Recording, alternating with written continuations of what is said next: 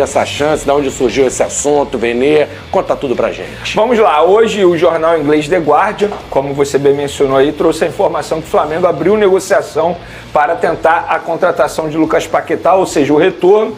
Para quem não sabe, Lucas Paquetá é cria das categorias de base do Flamengo e foi vendido ao Milan na ocasião, e agora o Flamengo está tentando o retorno desse jogador. E por que tenta? Porque o jogador já topou, ele quer voltar a jogar no futebol brasileiro e vestir a camisa do Flamengo. E aí o Flamengo fez uma proposta oficial, essa proposta é oficial, papel timbrado, enviado ao clube dele, ao West Ham, de 30 milhões de euros, com a possibilidade de mais 5 milhões de euros em metas, em bonificação. E agora o Lucas Paquetá aguarda o desfecho da negociação entre o Flamengo e o West Ham.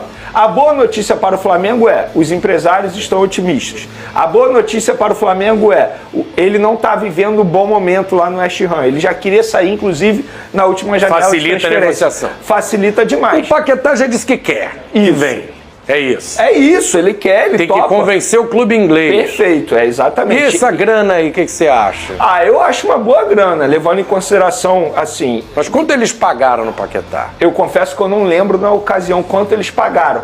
Porque o Lucas Paquetá, ele não sai do Flamengo e vai direto para o West Ham. Ele foi vendido na ocasião, inclusive pelas mesmas cifras, né? 30 milhões de euros mais 5 em metas. Na ocasião ele foi vendido ao Milan, em 2018. Então, enfim, ele pode retornar agora, depois de 8 anos no exterior, ele pode retornar. Ele passou também pelo futebol francês e atualmente está no futebol inglês. Lembrando que o Lucas Paquetá ele esteve muito próximo de ser vendido ao Manchester City, antes de acontecer a acusação, que ele acabou se livrando dessa acusação, envolvendo casa de apostas, enfim. E na ocasião, quem queria ele era nada mais, nada menos que o Pep Guardiola.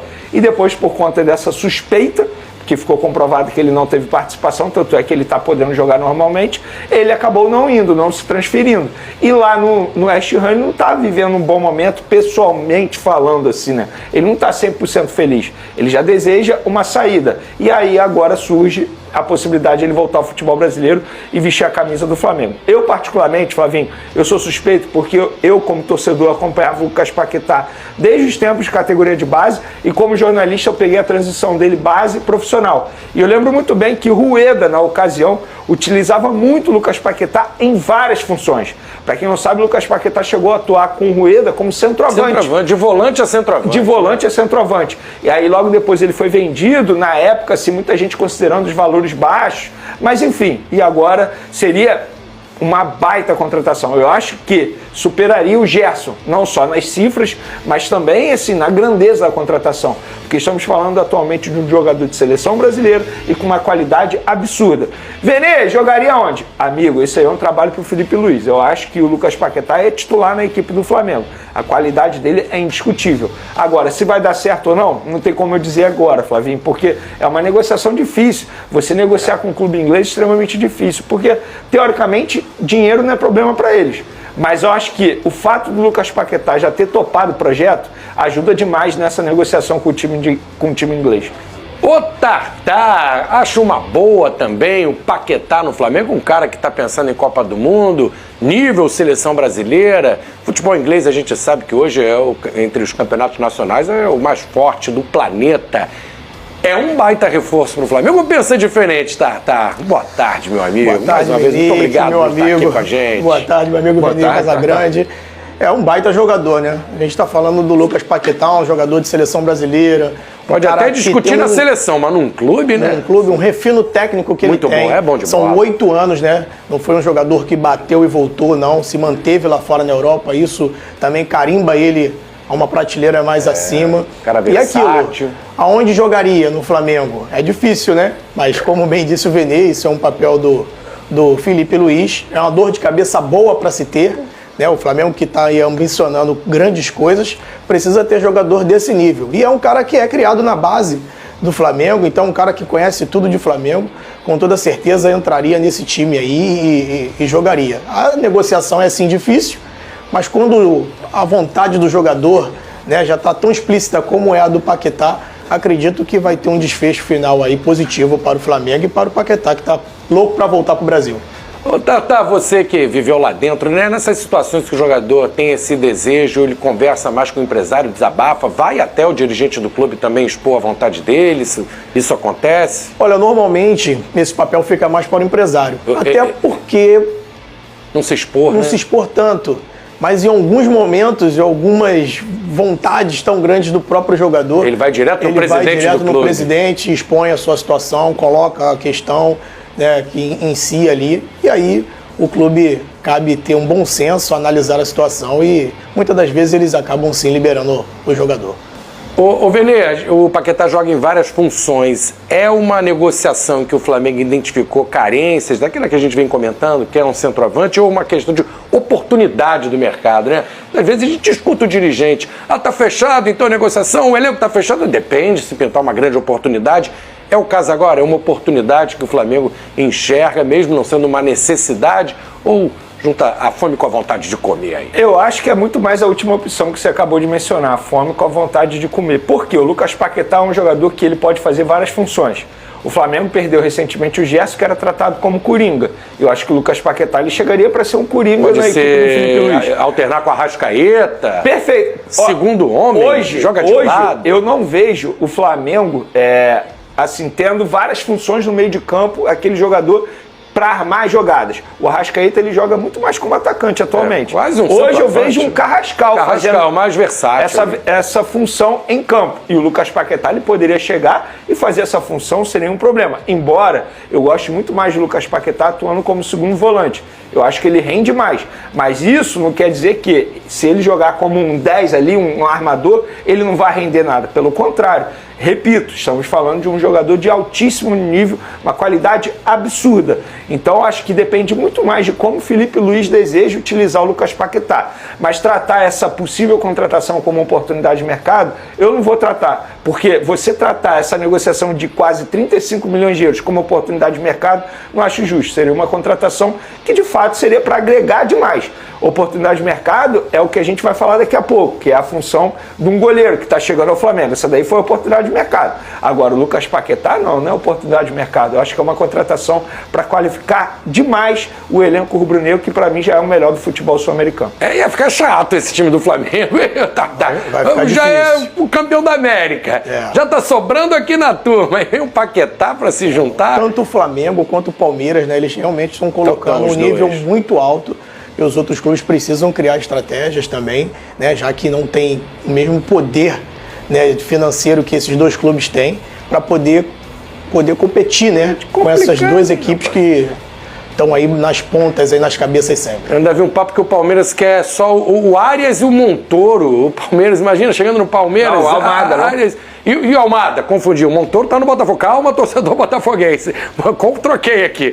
O Montoro é o argentino que tá lá e o Almada que saiu.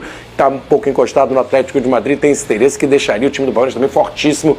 Pau a pau ali com o Flamengo já é. Então, eu vejo essa contratação do Thiago Almada muito mais difícil pro Palmeiras do que propriamente o Lucas Paquetá pro Flamengo. Isso aqui porque, já tem a vontade do jogador. Assim, já embora muita gente trate o Thiago Almada como encostado, eu não vejo ele como encostado. Ele entrou num jogo contra o Real Madrid.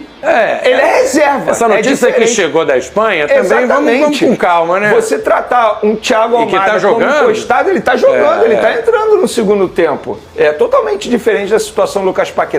Inclusive o Thiago Almada chegou agora à Europa, o Lucas Paquetá já está há anos lá. Eu acho a contratação do Paquetá mais fácil do que propriamente a do Thiago Almada. E eu tô falando isso porque eu vejo muito torcedor rubro-negro pedindo a contratação do Thiago Almada como se fosse L-Foot. Lembra de L-Foot?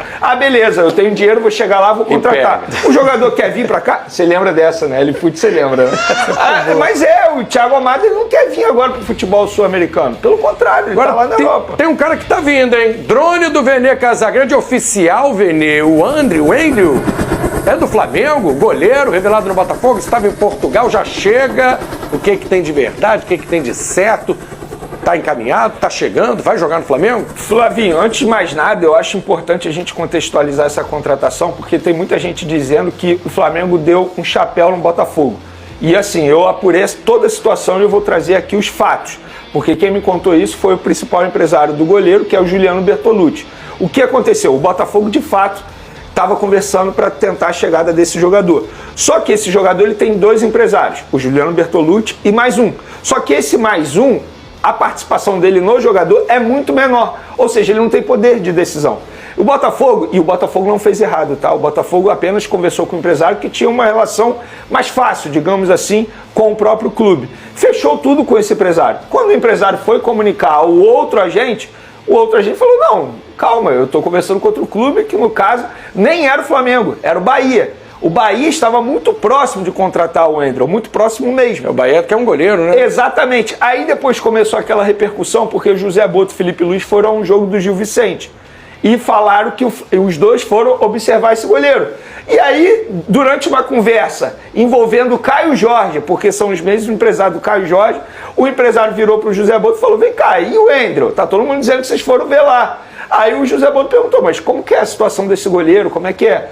E aí o Juliano explicou toda a situação para o José Boto. O José Boto falou, opa, oportunidade de mercado. Jogador bom, valorizado no mercado e barato. Beleza, a gente quer. E aí ele poderia sair de graça no meio do ano. O José Boto, para se antecipar, não ter risco de perder o jogador, falou, não, a gente quer agora então, como é que faz? E aí o Flamengo fez uma proposta ao Gil Vicente de Portugal pela liberação imediata no valor de 1,5 milhão de euros. E aí o Gil Vicente respondeu, beleza, a gente até libera, só que antes a gente precisa da contratação de um outro goleiro. Esse outro goleiro, inclusive, atua no futebol brasileiro, está muito próximo, que é o Lucão, do Red Bull Bragantino. Então, assim, vai girar a economia aí. Eles vão liberar, já foi liberado, o jogador, inclusive, já foi comunicado pelo Gil Vicente, que pode viajar ao Rio de Janeiro, ele chega essa semana para apresentar o Flamengo, contrato de 4 anos, e o Flamengo vai pagar 1,5 milhão de euros ao Gil Vicente para ter esse goleiro. Foi isso. Então, assim, eu, particularmente, óbvio que o torcedor vai brincar que foi chapéu no rival, no Botafogo, não foi exatamente isso. Mas nos bastidores não foi isso. Então eu só estou trazendo aquilo que o principal empresário do goleiro me contou tudo e eu estou contando aqui agora. Ele chega sabendo que vai ser o reserva do Rossi, Tartar.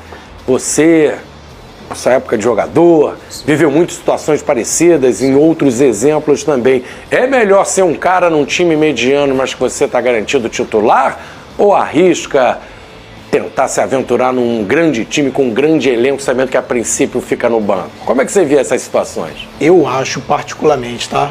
Opinião minha, que é uma grande oportunidade para ele. Vai estar num elenco vencedor, um elenco que sempre dá vem seu jeito depois, batendo. E assim, ele chega assim, mas durante os treinamentos, algo pode vir a acontecer pode se com a quantidade de jogos. Então, assim, a gente trabalha também com muitas improbabilidades. Então... O Flamengo mantém postura agressiva no mercado da bola e acompanha atentamente a situação do meia Breno Bidon, destaque do Corinthians. A diretoria rubro-negra estuda uma investida robusta pelo jogador de 20 anos, com valores que podem chegar a 25 milhões de euros, aproximadamente 156,2 milhões de reais. Internamente, o jovem é tratado como uma peça-chave para o futuro, reunindo impacto imediato e alto potencial de valorização. Bidon ganhou ainda mais projeção após a conquista da Copa do Brasil pelo Corinthians, torneio no qual teve atuações consistentes e chamou a atenção do cenário nacional. Conforme revelou a Itatiaia no início do mês, o staff do atleta, em alinhamento com o clube paulista, passou a observar o mercado com cautela. A prioridade dos representantes é encontrar um projeto esportivo sólido que ofereça protagonismo, competitividade e um ambiente favorável à evolução do jogador. Dentro desse contexto, o Flamengo surge como uma opção extremamente atrativa. Pensando de forma estratégica na temporada de 2026, que promete um calendário repleto de desafios importantes, o clube carioca trabalha para montar um elenco qualificado e numeroso. A avaliação interna é de que a chegada de Breno Bidon pode elevar o patamar técnico da equipe, fortalecendo ainda mais o projeto ambicioso traçado pela diretoria rubro-negra. Felipe Luiz, técnico do Flamengo, gosta bastante do jogador e acha que ele se encaixaria bem no seu esquema tático, por ele ser um jogador bastante dinâmico e com boa saída de bola. Agora eu quero saber a opinião de vocês. Breno Bidon será um grande reforço? Sim ou não? Deixe sua opinião no comentário. O melhor comentário eu vou fixar. Não esqueça de curtir o vídeo e inscreva-se no canal para não perder nada do Flamengo. Até a próxima e saudações rubro-negras.